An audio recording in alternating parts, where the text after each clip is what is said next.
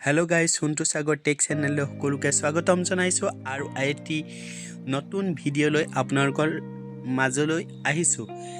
আজি আপোনালোকক এন্ড্ৰইড মোবাইলনো কেনেকৈ ৰিসেট মাৰিব পাৰি বা ৰিসেট কৰিব পাৰি তাৰ বিষয়ে জনাম। কিছুসকলে জানে কিন্তু এনেকুৱা ব্যক্তি আছে যিসকলে ধৰি লওক মোবাইলটো ৰিসেট কেনেকৈ কৰে সেই বিষয়ে নাজানে আৰু সেইসকল ব্যক্তিৰ কাৰণে এই ভিডিঅ'টো মই বনাইছো। তো বলক ভিডিঅ'টো আৰম্ভ কৰোঁ আৰু যিসকলে মোৰ চেনেলটো সাবস্ক্ৰাইব কৰা নাই সাবস্ক্ৰাইব কৰি ল'ব আৰু লগতে লাইক শেয়াৰ আৰু কমেন্ট কৰিবলৈ নাপাহৰিব। তো চাই থাকো। প্ৰথমতে কি কৰিব আপোনালোকে মোবাইলটোৰ এন্ড্ৰইড যিকোনো মোবাইল স্যামসাং অপো ভিভো আৰু এনি মোবাইলৰ আপোনালোকে প্ৰথমতে সেটিংত যাব আৰু সেটিংত গৈ আপোনালোকে সাৰ্চ বাটনত ক্লিক কৰিব। কাৰণ সাৰ্চ বাটনত ক্লিক কৰি আপোনালোকে সহজে বুজিব পাৰিব। ইয়াত ক্লিক কৰিব আৰু ক্লিক কৰি ইয়াত টাইপ কৰিব আপোনালোকে লিখিব ৰিসেট লিখাৰ লগে লগে আপোনালোকৰ তলত দেখুৱাই দিছে বেকআপ এণ্ড ৰিসেট। ইয়াত ক্লিক কৰিব।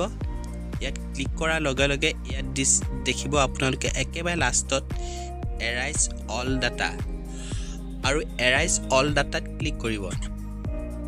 ইয়াত ক্লিক কৰাৰ লগে লগে আপোনালোকৰ তলত দেখিছে নহয় ক্লিয়াৰ নাও বা ফৰমেট ফোন ষ্টক আপোনালোকে তাত ক্লিক কৰি ক্লিয়াৰ নাওত আহিব।